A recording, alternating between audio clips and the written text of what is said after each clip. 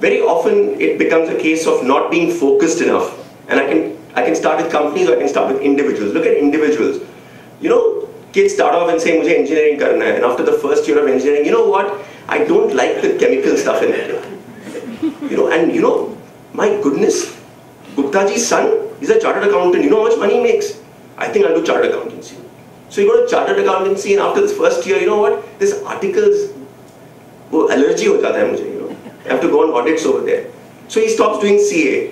And then what has he done? So, you know, by the time he's 20, he's like vastly experienced.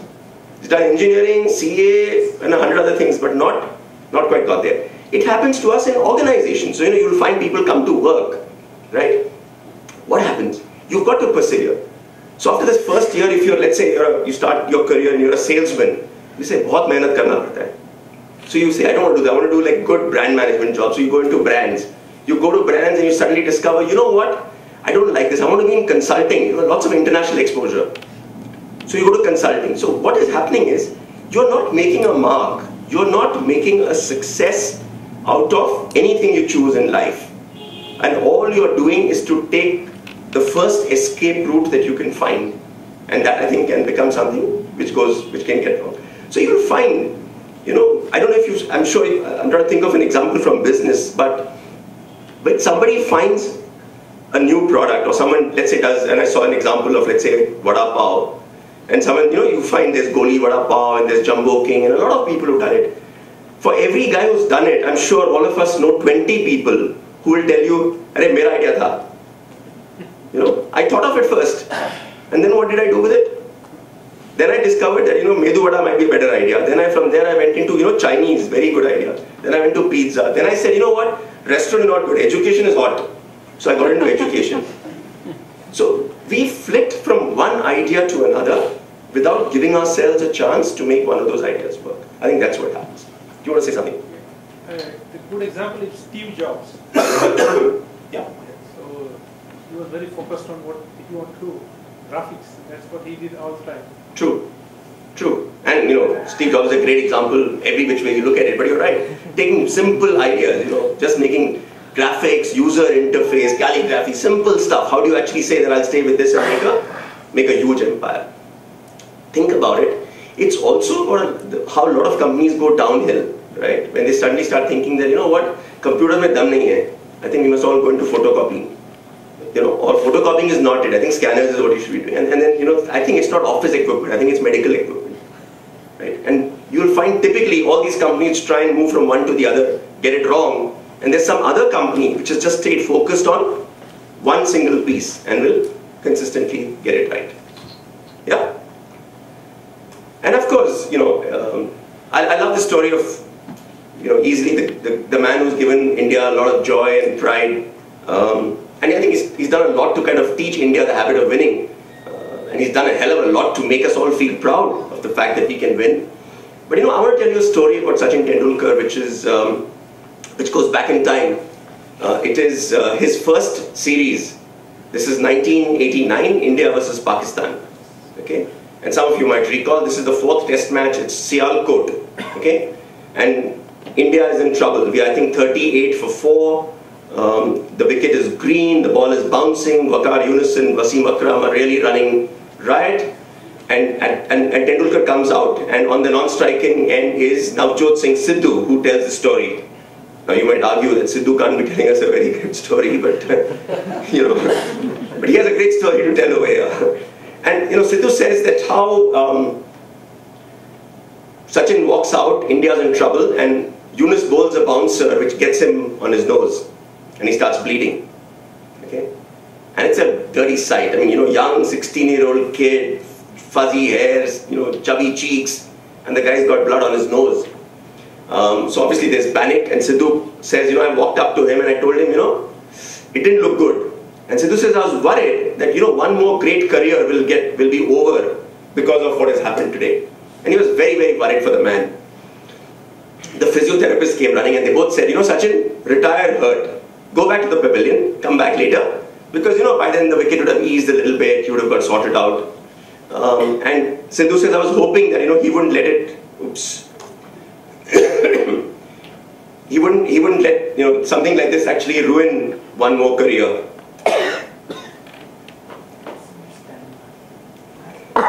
Went out of power or something. I think it's not gone. Yeah. Physiotherapist Ali Irani coming up and saying, "Tu retire, ho ja, baad mein aa jana." Sachin looks at them both, almost angry, and he says, "Main khelega." Okay, just 2 words, "Main khelega." Okay, and Sidhu then says, I think it's these 2 words that define what makes Sachin Tendulkar such a great guy. Okay, it is this attitude which says that what, I can go back and sit in the comfort of a dressing room, but I will not do that. I will fight. It's an attitude which says, what, it's not about me, it's about my team. My team needs me. I am going to stand here and fight. Okay, I think that's, if there's one lesson that we all need to take away from here, I think it's really this one, to say, tell yourself, main khelega. There will be times in your life when you will feel the heat and you will want to give up. There will be a time in your life when you will feel like saying, gosh, not worth it. And there will be a time in your life when you will say, what, I can go away now and nobody will complain. Nobody's going to say, dar gaya. Right? But that's the time when you need to stand up and say, main khelega. Okay? And if you can say main khelega at that time, you'll suddenly discover that you've got strength to change the world. You've got that attitude which will then say, I will fight. I will fight, I'll live to tell the story.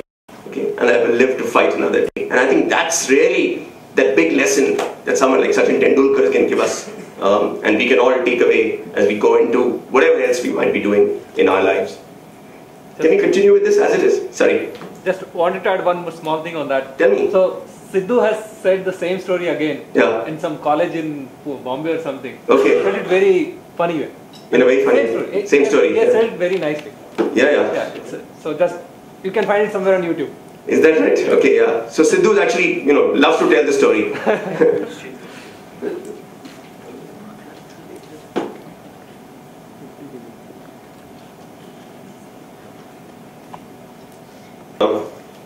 As I say, sorry for the break.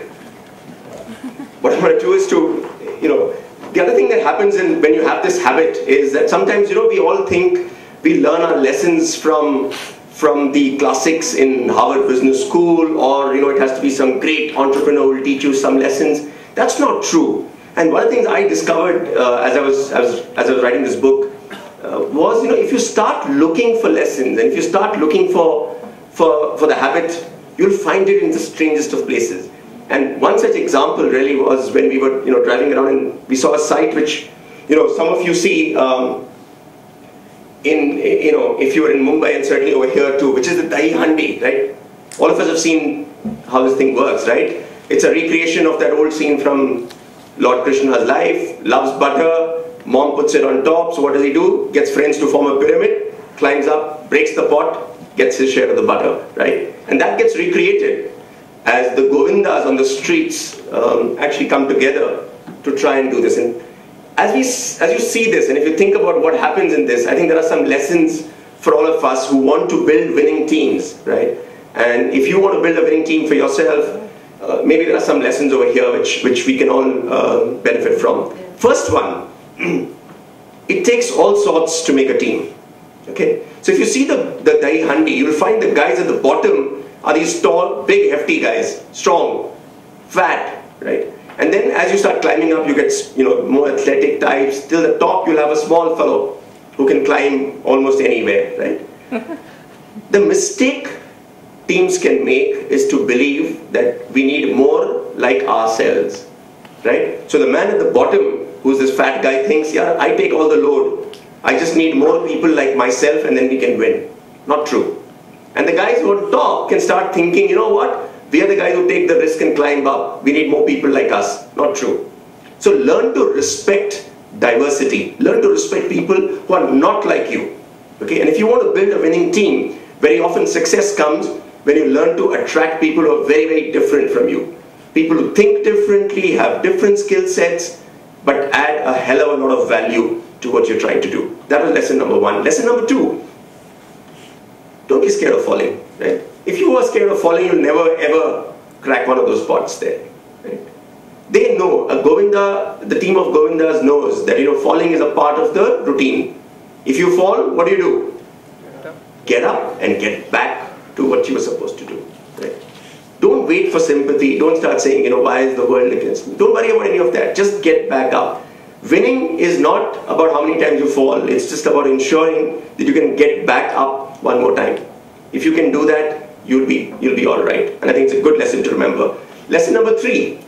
I love this. I don't know if you've noticed that when you do these TiE handi things, you have women in the balcony throwing water, right? And trying to make people slip and fall. What happens? Do the guys in the TiE handi stop and say, I think I'll file a public interest litigation to protest against this unfair act? Do they call in the lawyers? Do they say, let me go to the media? No. They just say, my job is to break the TiE handi. And they just focus on their task. And this happens to all of us too. When you're trying to do something in life, you will find people finding fault. You will find people telling you what's wrong. You will find people criticizing you. Right? Ignore them. Don't worry about those guys. You stay focused on what you want to achieve. Next one. True magic happens when ambition is greater than resources. Right? Most of us wait, right, to get our resources right and then say, if this is my resources, I will now be able to aim this high. Doesn't work. True entrepreneurs set their ambition first. And that ambition is way, way ahead of where the resources might be. Okay? If you have that ambition and if you can dream big, resources will happen. Okay? And I say this with a mixture of pride and shame. Most of us in the corporate world are masters at getting resources right and then underpitching. Because bonuses are linked to delivering 10% growth or not delivering it, right? So you say, how much can I deliver? What is safe? Right? Whereas the guy who's an entrepreneur says, what, forget it. Yeah. What is 10%? I'm going to aim for like 500%.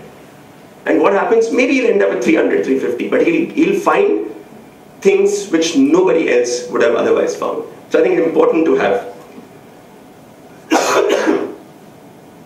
Sorry, is there something happening? Okay.